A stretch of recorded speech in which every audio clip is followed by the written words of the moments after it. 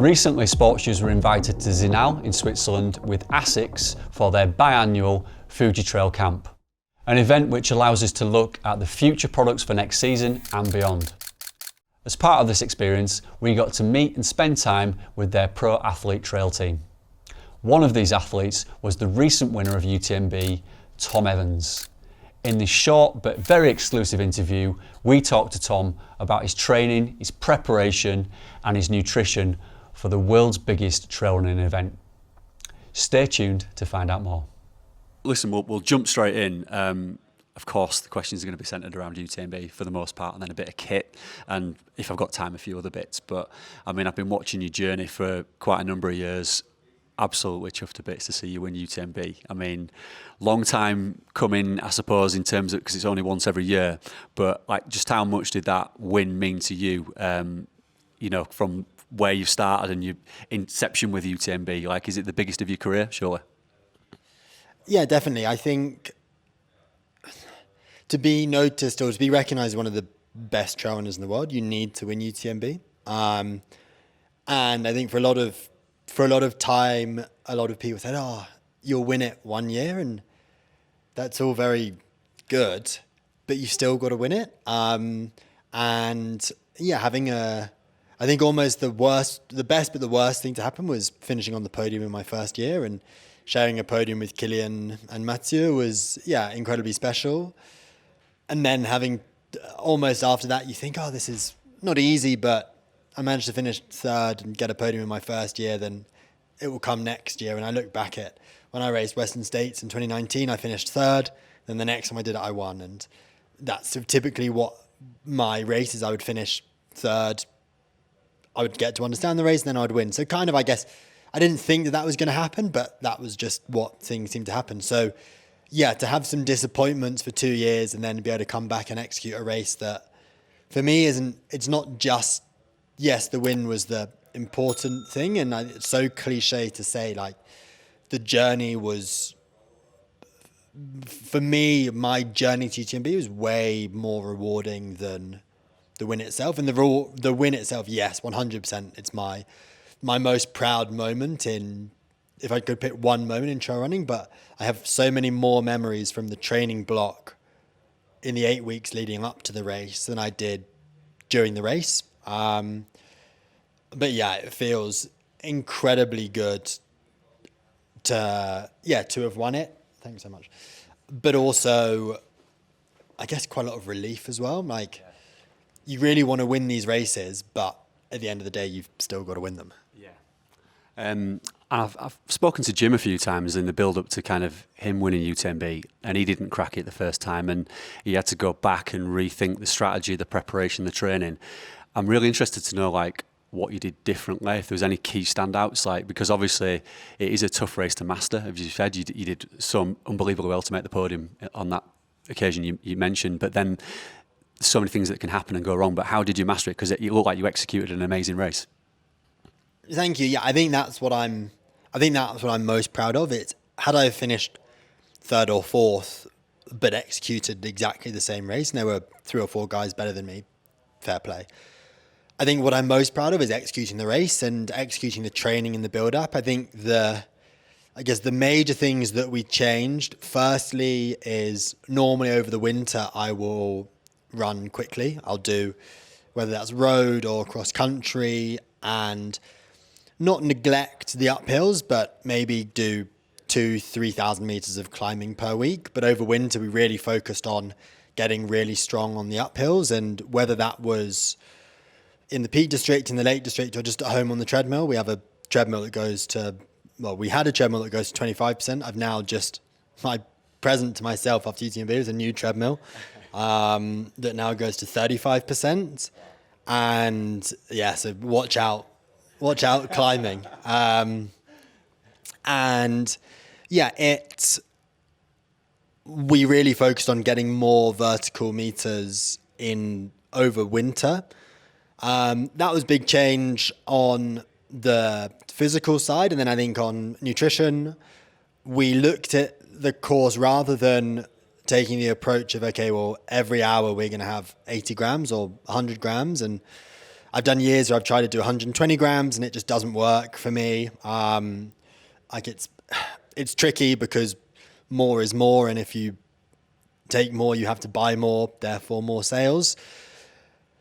So it's always just a tricky one, because for some people taking 40 grams, 50 grams of carbs an hour is enough. And for me, like for this race, like yes, there were some hours where I was on 120 grams, but there were also hours where I was on 40 grams. So we approached it as like a traffic light system. So basically on the flats, I took a lot of carbohydrates. On the uphills, I hardly took any. And on the downhills, I took a medium amount. So yeah, green, amber, and red. And yeah, and then finally on the mental side, like I definitely, as the sport of trail running grows and becomes more and more stressful and there's more and more pressure, I definitely let the pressure get to me, and I definitely stopped enjoying the sport at some point. And yeah, to be able to stand on the start line and have loved this whole year of training. Yeah, I think we just approached it in a different way, and it was all about being happy and finding the love for the sport. And what makes me good is that I love what I do, and I don't do what I do because I'm really good at it. I do what I do because I love it. And that then just really helps you push through when it gets really tough and you're really struggling, and you actually just think, oh, I love what I'm doing. Let's just keep going. I know that obviously you always had the potential to win UTMB, and easier said than done, obviously. But there's so many things that can go wrong with ultra running. There's so many things you need to be good at as well, not just the running, like dealing with the sleep deprivation, I suppose, over one night, but you need to get the kit right, you need to get the nutrition right. Was it kind of like the sum of marginal gains in improving all those, like almost like 1% here, 1% there, that was the difference? And sorry, another question. I did listen to an interview where he talked about hill training, just actually hiking was like really beneficial, which I've always believed that as well. So that was quite, that was an interesting point. And yeah, so was it a combination of all those things, would you say, and just kind of trying to tweak everything and then hiking as much as you could around the running as well? Yeah, I think first, like with the taking on the kit first, like I think with experience comes better decision making, and yeah, just more confidence with the kit you're doing, understanding what you need in certain conditions, and rather than just saying, oh, I'm going to take the lightest stuff possible because I have to carry less weight. Like, yes, there's a time to carry light stuff, but there's also a time to carry heavy stuff. So through the night when it was raining and snowing, like I carried the heaviest waterproof jacket that I have because it's also the most waterproof. And I think that might not have won the race, but it stopped me from dropping out. And I look at the other reasons for why people dropped out, and I think a lot of people got cold, stopped fueling, and then dropped out. So by staying warm, you're just stopping that sort of cascade of events happening. And then I think from like a hiking perspective, yeah, I think I can hike on a steepish from 20% upwards. I think I can probably hike quicker than most people can run. And I think it's taken a lot of work, but I also think it's been in my body for a while. It's like being back in the military. Like every uphill, you don't even try and run uphills. You just hike them. And yeah, I think being able to transfer that power and strength into speed has definitely been something that myself and my coaching team has worked really hard on. And both me and Ruth Croft share the same coach and support performance team around us. And our race strategies were really similar this year, and we had very, very similar results. So yeah, I think that in a race like UTMB where so much time is spent hiking, if you can be more efficient on those bits, save the energy, and then on the bits where you can go faster, you can go a lot faster. And what really impressed me is that you live in Loughborough and you've gone out and won UTMB, and drawing upon like Jim again, he had to move out to France to win that race essentially, and learn how to run in the mountains and various other things. But you mentioned about the treadmill as well and increasing the gradient. Did you do most of your hill training like a combination of the treadmill and then going out to places to get the altitude training and those types of hills in? How much was spent kind of training at home and how much was spent in Europe? Yeah, great question. My wife gave birth in May, so from the 1st of April. I was away a little bit in the beginning of the year. I raced in Tenerife, did a small training camp in Gran Canaria, so probably spent 3 weeks away at the beginning of the year, before April, and then from beginning of May, I then went out to middle of July. I went out to Chamonix. So from May, June, July was all in the UK. And for me, I typically do the long climbs on the treadmill, and then do the technical and the skill work on the trails, whether that's in Loughborough or it's in the Peak District. The Peak District's only an hour from us. I think it's what I love about using the treadmill is like I can get the conditioning that I need from running certain amounts of mileage in a week. But by doing the long training on the uphills, we're not blessed in the UK, firstly, to have really long uphills, and then we certainly don't have any that you can then take a lift down from. That's something that we do a lot. So I can do a 2-hour climb on the treadmill and climb 2,000 meters, have the aerobic conditioning and the uphill conditioning, but without then having to trash my legs. So then the next day I can then go out and do a long run, and yes, I've got tired legs, but I've not got completely beaten up and battered legs. Don't get me wrong, training on the treadmill is not as fun as running in the mountains, but it definitely serves a purpose. I think you can get the aerobic conditioning that you need, and that's the foundation that then you can just add the levels of skill. And I think for a course like UTMB none of the climbing is technical. It's all pretty good underfoot. I think actually the treadmill is pretty good replication, and you can replicate courses, you can replicate climbs. Then you then save your legs for another day. Like I don't think a race like UTMB is one in the weeks leading up to it. I think it's one in the months and possibly the years leading up to it, as it takes that long to get that specific conditioning. I think I train better when I'm happy. And my friends and family are in the UK and around Loughborough, and I think that's definitely one thing that Jim and Jess really struggled with when they moved to Beaufortown, was that they didn't have an amazing friendship group. Yeah, they had some friends over there, but not like they do in Flagstaff. And I think it was really tough. And thankfully, yes, it did have the fairy tale ending for them. And don't get me wrong, there are definitely times where I'd thought in the last couple of years, I need to be in the mountains more.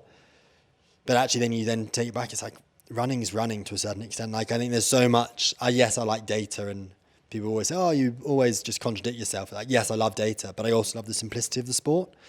And all we're trying to do is get from the start to the finish as quickly as possible. And it doesn't really matter how you do it. Better to be consistent and run 2 hours every day in Loughborough than it is to run an hour, then take a day off, run 3 hours, take 2 days off in the mountains. And if you're happy doing something and you're motivated to do something and you just get out the door and you run, you can do far better than being on your own, a bit sad, a bit miserable. And then when it does get really tough, you've got nothing to rely on.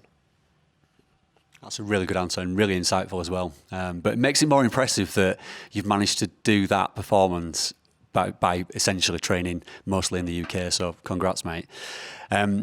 The other thing that really impresses me about is your range of running. So I've seen you 5K times. You've come and done SportsShoes podium before. You've won Western States, which is a completely different animal to UTMB. So in terms of what you can do, I suppose it's limitless really in terms of distance and races and terrain. What's next on the kind of goal list for you? Is it to go back to UTMB and create a legacy there at that race? Or have you got grand plans to, say, do Hard Rock, for example? Or tell us a bit more about the future and what you want to do, in terms of the Tom Evans legacy. Yeah, great question. I think I think the big four races in trail running are in 100-mile racing is Western States, UTMB, Hard Rock, and Diagonal de Fou. I think Hard Rock and Diagonal de Fou are races that may not be in my wheelhouse of what would come easy. Neither was UTMB, but I think now with the hiking, I then think that then definitely opens the doors for those. It's the 1st of October today. The Hard Rock lottery opens this evening, European time. So I'd be lying if I said I'm not putting my name in the hat for that, and hopefully I get selected. UTMB is just a beast that keeps growing and growing and growing, and I want to grow with it. And straight after UTMB, I said, I won't be going back next year. And the more videos I've watched of running it, like it just draws me back, and it draws me back. So I think I find it very hard not to go back, but it's also really easy to go back and to rush things. Like I look at what Katie Scheid did this year, and yes, they had the World Championships, but I think it was really sensible for her to do Hard Rock and then to take a year out from UTMB to then come back next year stronger. So maybe I will race UTMB next year, maybe not. I think for me, yeah, Hard Rock and Diagonal de Fou are the races that are most excite me now to win. Like, yes, Western States still does. I think Western States is tricky now because you need to race in, and it's now so competitive over the 100K distance. People are really bringing their A game to these golden ticket races. And I think if you bring your A game then, you're then not able to bring your A game the year after. So I think you'll see people who do really well at CCC who then get a golden ticket for the year after, then doing really well at Western States, because I think everything else is a bit too close to be at your very best. There's only myself, Jim and Killian on the men's side have won Western States and UTMB. And then Killian has then won Diagonal de Fou and Hard Rock as well. So yeah, that's incredible company. I definitely feel like an imposter being in that group. I think I want to do the things that interest me, and I guess I've now got this great period of time where there's no real pressure on for the rest of this year, and do what I want to do rather than what I feel like I need to do. And I've raced 5Ks, half marathons, cross country pretty well. I've never raced a marathon well.